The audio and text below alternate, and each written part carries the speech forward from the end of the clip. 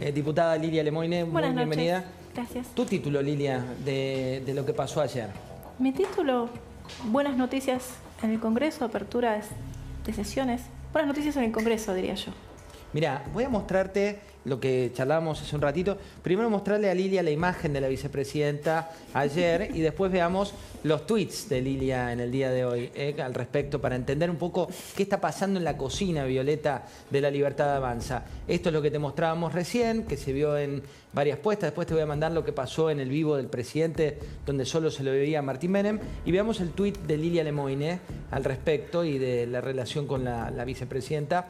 Dice, tuve el honor de estar en la recepción, pero la vicepresidente se coló, se paró adelante, entorpeció el desarrollo de la actividad, tapó todo, también se aseguró de cruzarse frente a la cámara. ¿Cómo se va a meter? Adelante. Pongan el video completo, por favor, suban un poquito y muestren lo que hace ahora cuando... Ahí va, ahí lo subí. Pongan el video. Sí, ahí va. Sí, sí. Ah, ahí está. Observen, primero que está antes estaba atrás del presidente, ahora se adelantó, lo cual se pone prácticamente adelante de las cámaras en la transmisión. Ahí lo vas viendo. Y ahora cuando me ve a mí puso una cara que, bueno, no te la puedo replicar, yo estaba ahí. ¿Por ahora, qué? ¿Por qué pusiste la cara? ¿Qué es lo que pasaba A mí ahí ya atrás? me hizo sacar del Senado antes. Porque eso pertenece al Senado, ¿entendés? Es el pasaje hacia diputados. Sí. Fíjate, en ese momento cuando se cruza delante de Javier, que estaba Santiago Oría adelante, que es el videógrafo, que casi se la lleva puesta, pobre, se le cruzó por adelante. Es más... ¿Pero vos decís que fue adrede? Sí, sí, fue adrede. ¿Por qué lo hizo? Para figurar. Pero a ver, no nos extraña, siempre hace lo mismo, lo hizo en toda la campaña y lo hizo ahora en la apertura de sesiones porque quería estar en primera plana. Y bueno, son cosas que pasan. Pero como la gente, como he escuchado que dijeron varios periodistas, o que yo misma he dicho, para la gente en cuanto a la gobernabilidad no le afecta que haya un personaje del gobierno así. ¿Pero es enemiga del gobierno siendo la vice? Mirá, ella encabezó en parte la campaña contra el hijo. ¿A vos te parece que la vicepresidente va a hacerle campaña al presidente en contra?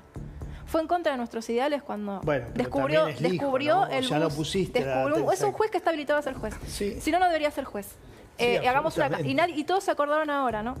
Y aparte, ¿por qué, no? No, porque ¿cómo ahora? Ella hijo, sí. Hemos criticado muchísimo al hijo de hace muchos años. Claro, pero ella tiene un problema de interés personal con el hijo, que no es poco ahora, con Claudia Rucci, ¿sí? Porque fue el hijo el que dijo, no, mirá, no es crimen de lesa humanidad, no te corresponde la indemnización porque tu papá no lo mató la AAA, lo mataron los montoneros.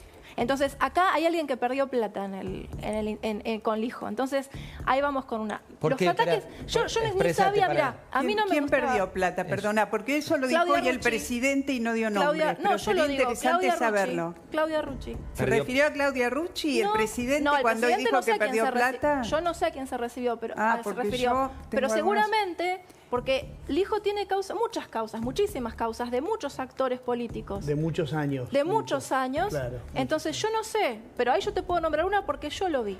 Ahora, Lilia, el malestar con Victoria Villarroel no es desde ahora, no es de Claudia Rucci, no es del comienzo mismo de la gestión. Y para los argentinos, pensar que presidente y vicepresidente, más allá del historial oprobioso que tenemos, no sintonizan, no está bueno. ¿Y sabes por qué no está bueno? Sí. Porque ella está primera en la línea de sucesión. Y cuando el presidente viaja, ella queda al frente de... Y si al presidente le pasa algo, ella es la que va a gobernar el país. Tal cual, por eso nos Entonces, ponemos... yo me pongo nerviosa cuando Javier se va del país. No está bueno desalentar la relación. A mí no me gusta cuando Javier se va del país porque queda allá. Pero la verdad es que la vicepresidenta no es la persona más importante después del presidente, es una suplente.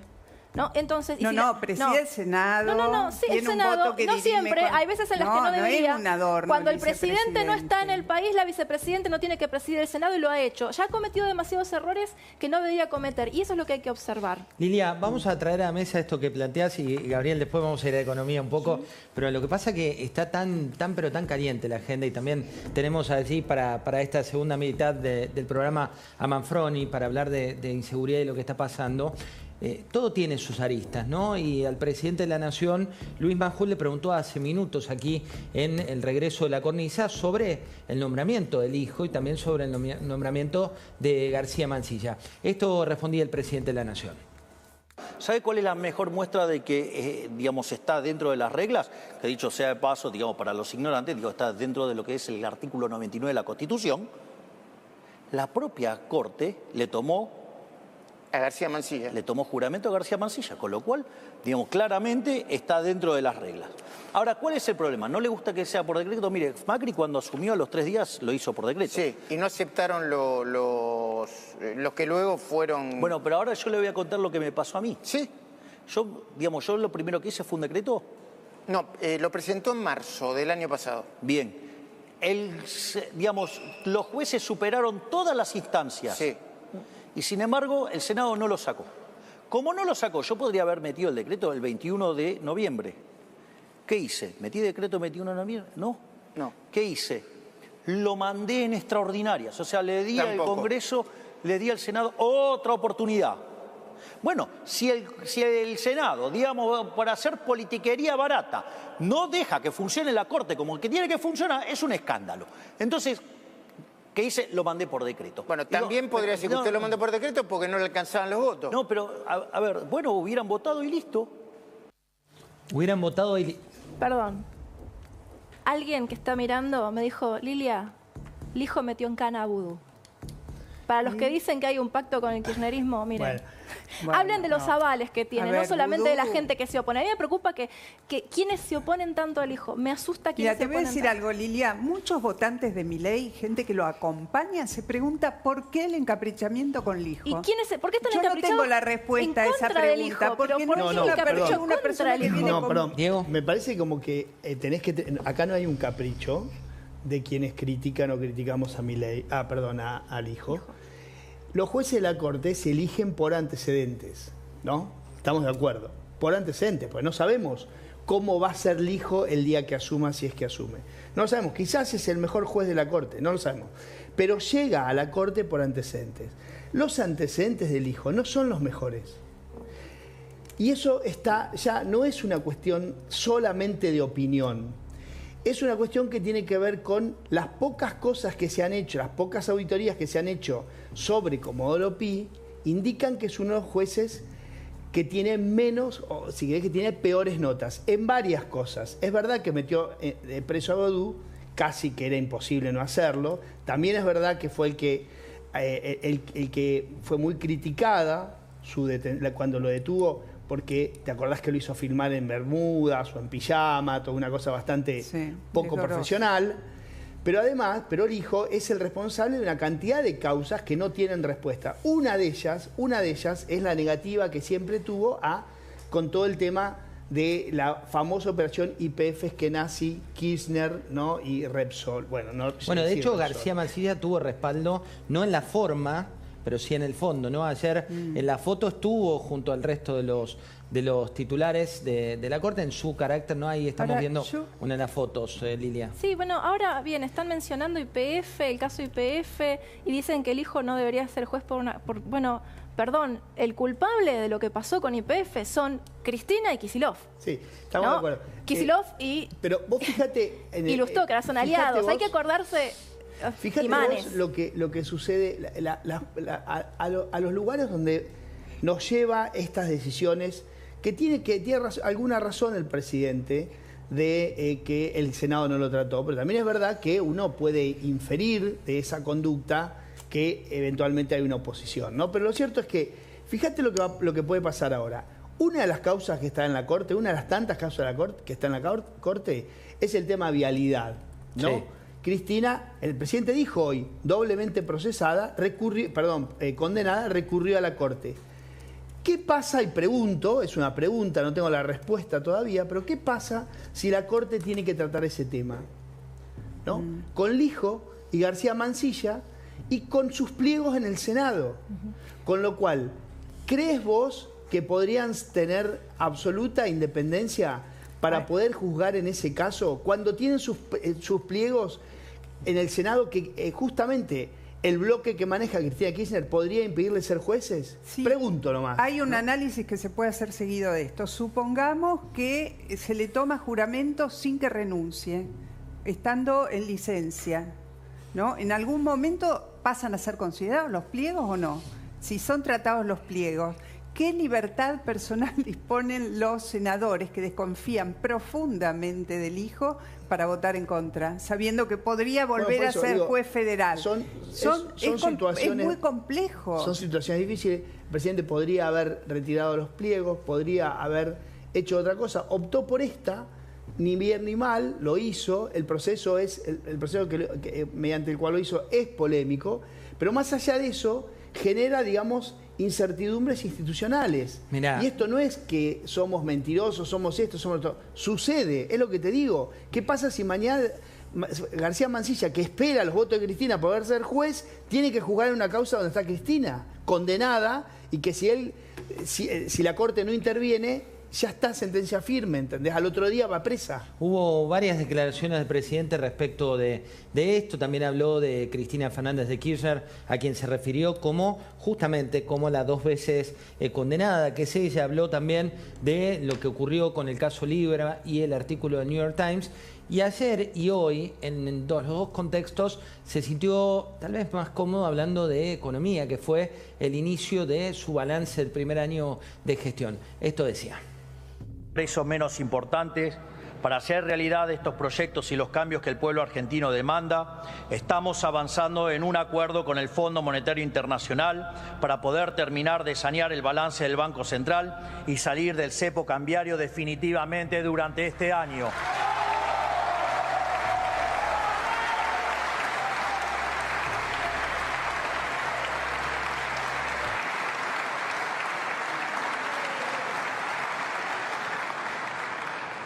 Llevamos décadas con la mochila de déficit fiscal y endeudamiento, que se agravó porque durante toda la historia argentina, en lugar de enfrentar el problema fiscal, los distintos gobiernos eligieron endeudarse, ya sea con el mercado.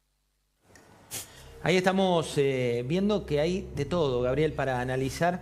Dos cuestiones. Tuvimos en la última semana financieramente alguna turbulencia. ¿Cómo lo definís?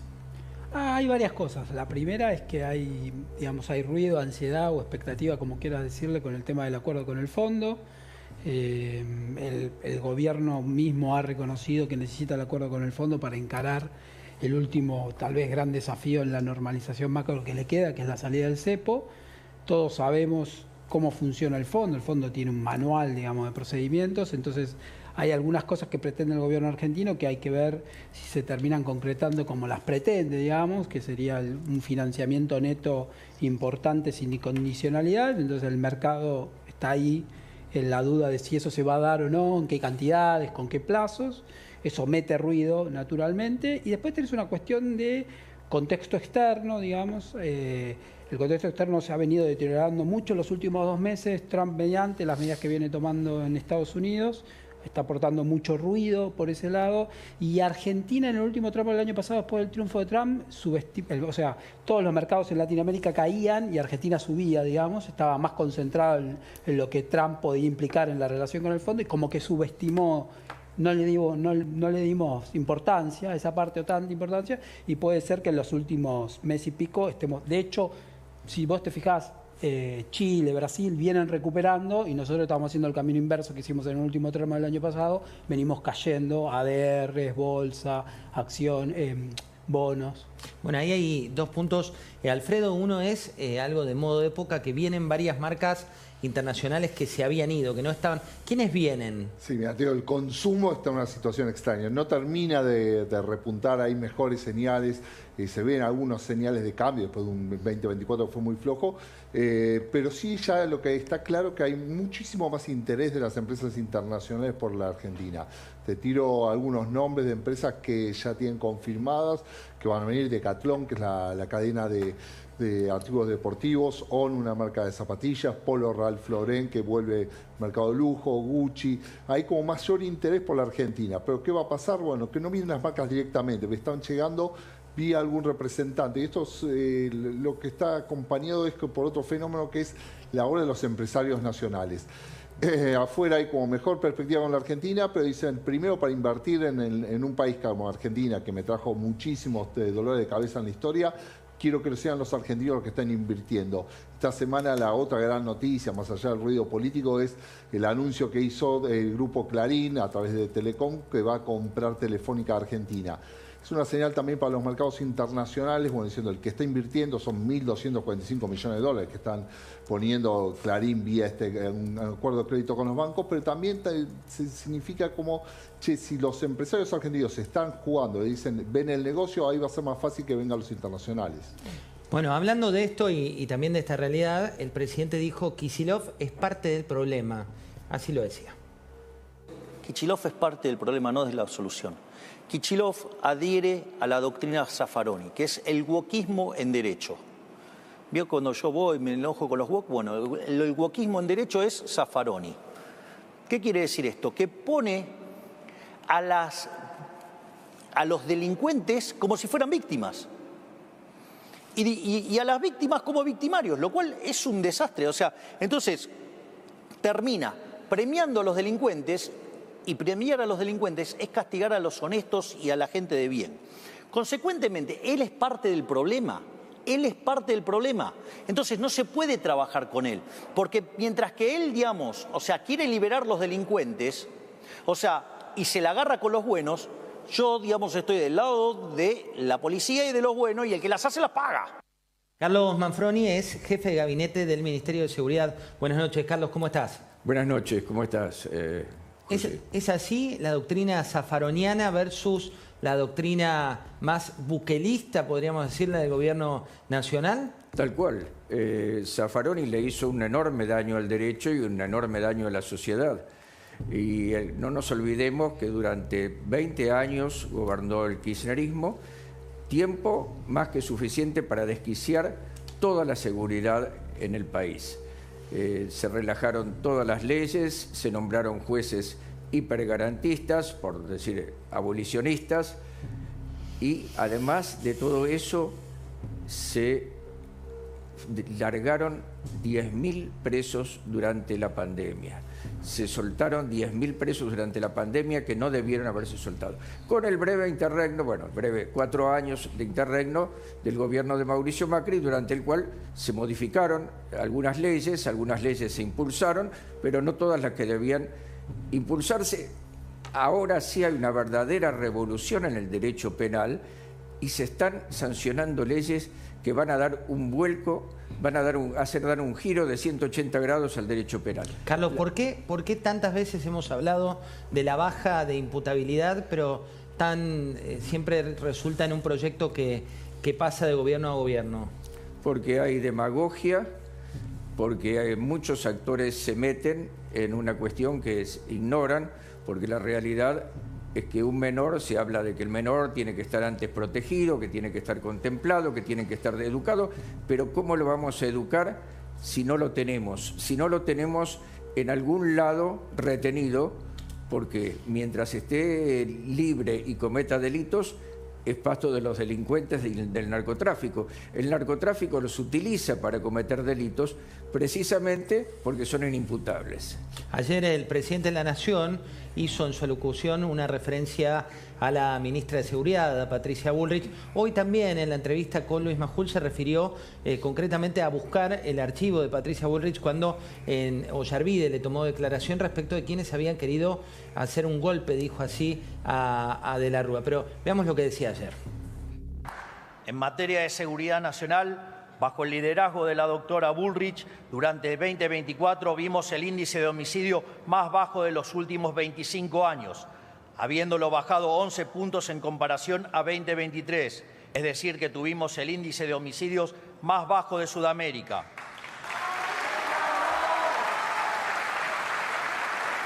Gracias al Plan Bandera encabezado por la ministra, vimos el índice de criminalidad más bajo desde 2006, con menos de 100 crímenes registrados. En definitiva, gracias, ministra Bullrich, por devolvernos el orden y la paz y la seguridad a los argentinos de bien, para que sea un infierno para los delincuentes.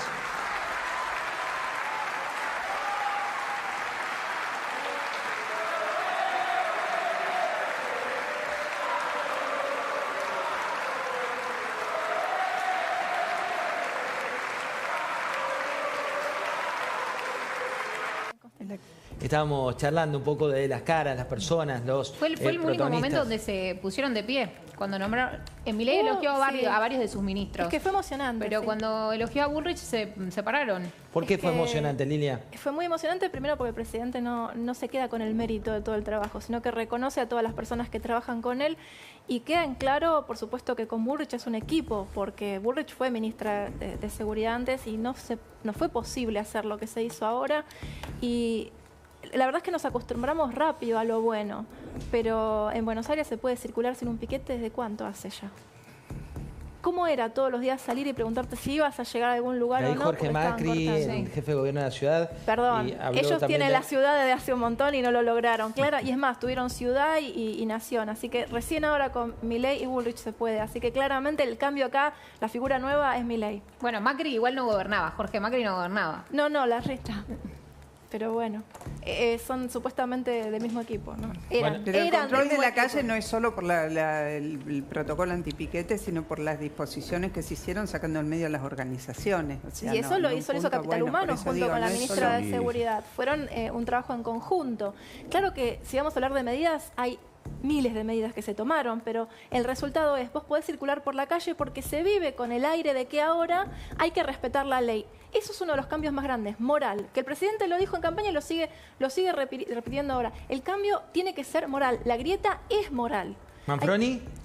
El primer día se redactó el protocolo antipiquete, la ministra Bullrich lo elevó al presidente, el presidente lo vio, le gustó, lo aprobó, se puso en funcionamiento, pero no solo se puso en funcionamiento el protocolo antipiquete con todo lo que ello implicaba de despliegue de las fuerzas de seguridad, que se desplegaron absolutamente todas las fuerzas de seguridad, y se impidió la primera marcha que se hizo contra el gobierno a 10 días de haber asumido.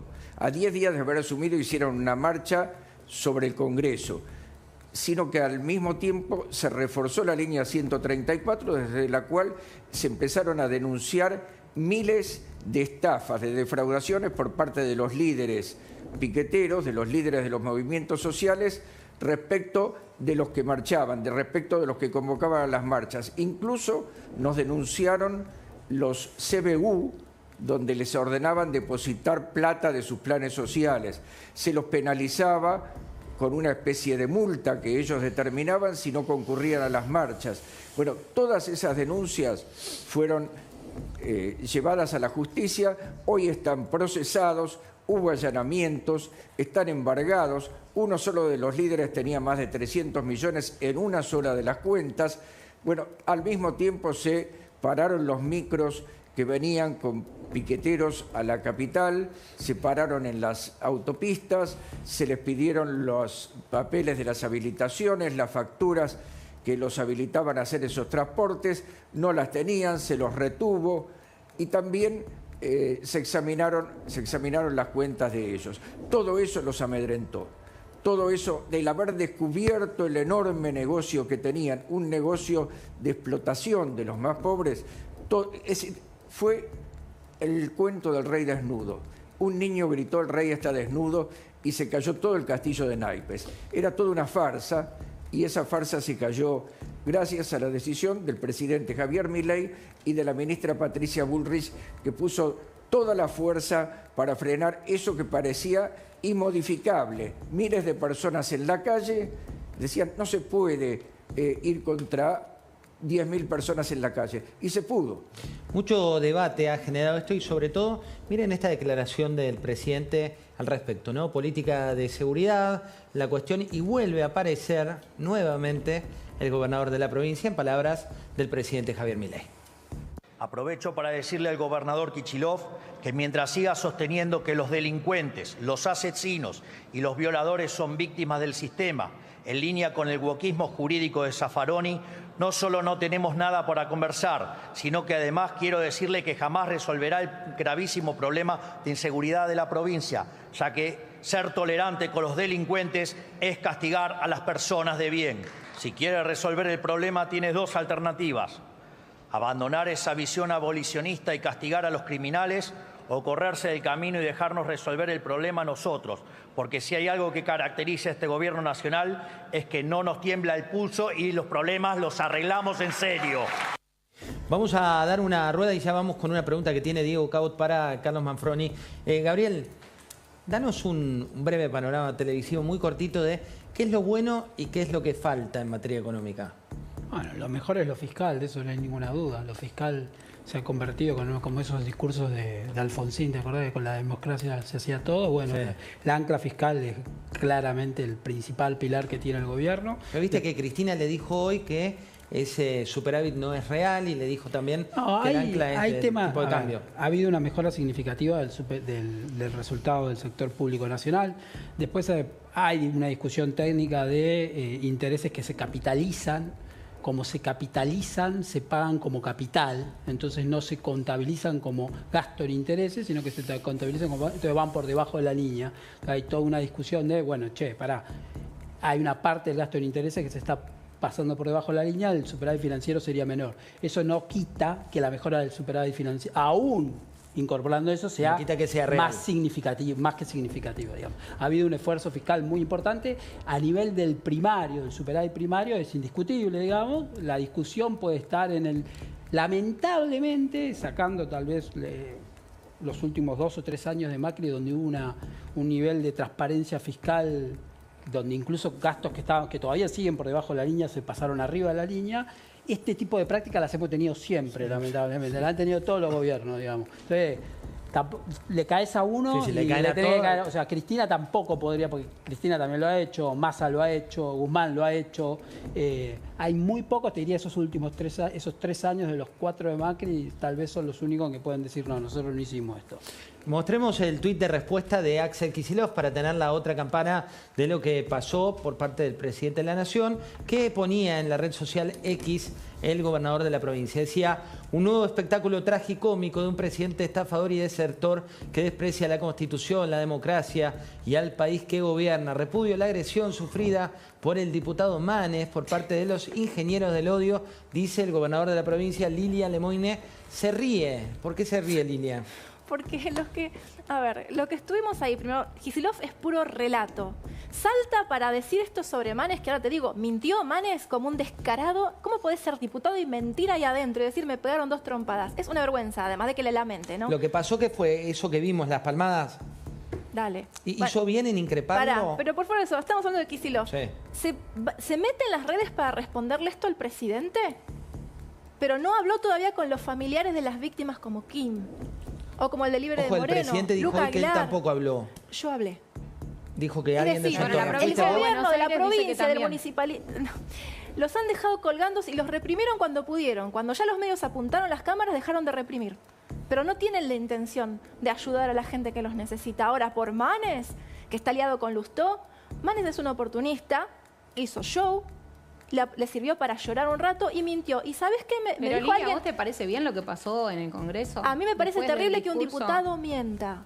Un diputado no puede mentir, y tan gravemente. Y además lo hizo en el 21, cuando se quedó, que se levantó el PRO, y se quedó adentro del recinto, haciéndose el héroe durante no sé cuántos días.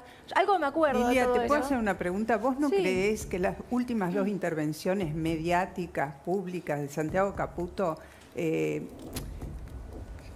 no lo han dañado al presidente? En todo caso, creo que lo han dañado a Caputo.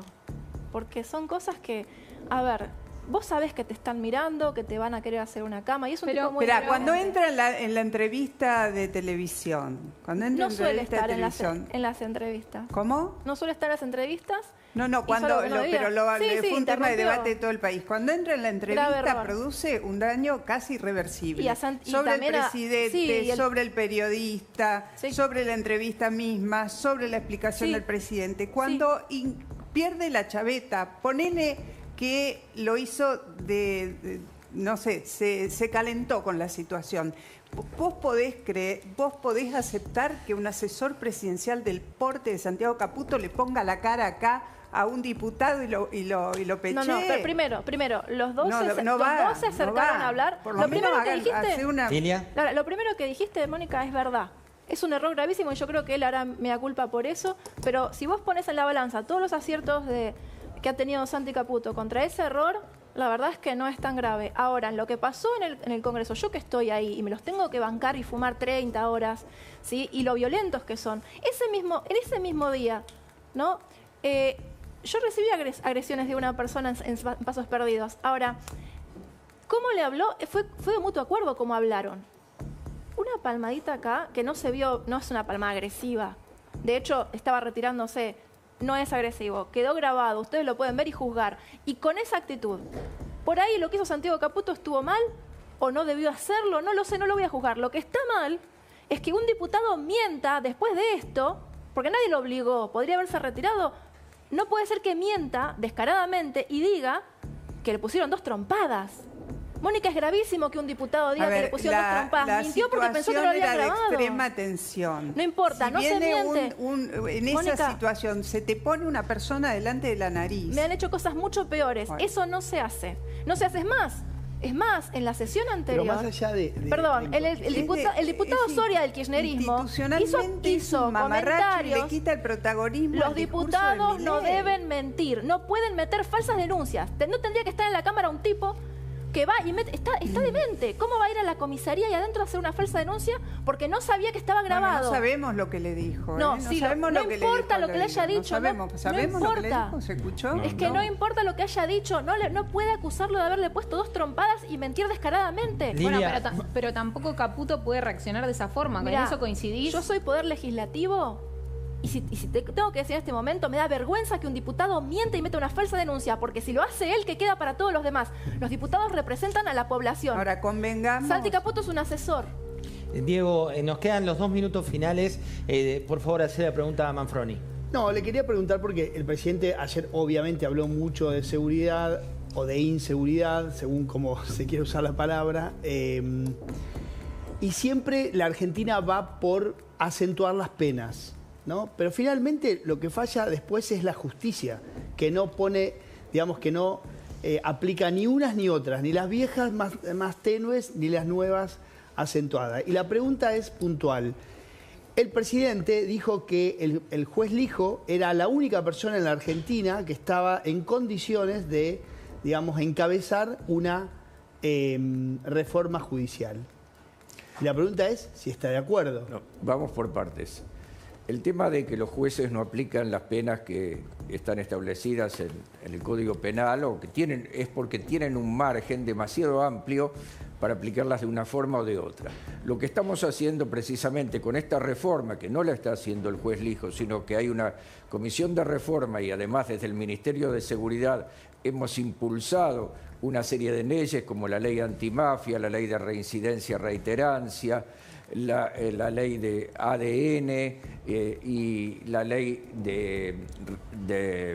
Sí, yo no entiendo lo que dice, pero la pregunta es... muy puntual para el minuto final. Claro, pero siempre vamos a sumar más leyes y no hacemos pie, me parece, ¿no? Pero, porque, digamos, por algo estamos así. Porque cantidad de veces hemos visto paquetes de leyes. Le estamos acotando el margen de libertad a los jueces para poder inclinarse por la solución más fácil para el delincuente. Le estamos acotando ese margen de libertad. No hay que dejárselo. Por ejemplo, en la ley de reincidencia, reiterancia, lo que estamos haciendo es disponer que las penas se sumen aritméticamente. Antes, el último juez, si había alguien que tenía 2 causas, el juez que tenía la causa más grave era el que unificaba la pena y lo hacía con un gran precio de descuento que no era verdaderamente una suma de las penas de las 2 causas. Ahora se van a tener que sumar las penas aritméticamente y no hay otro camino. Gracias, Carlos, por esta conclusión. 2 minutos muy cortitos de tanda y ya venimos con la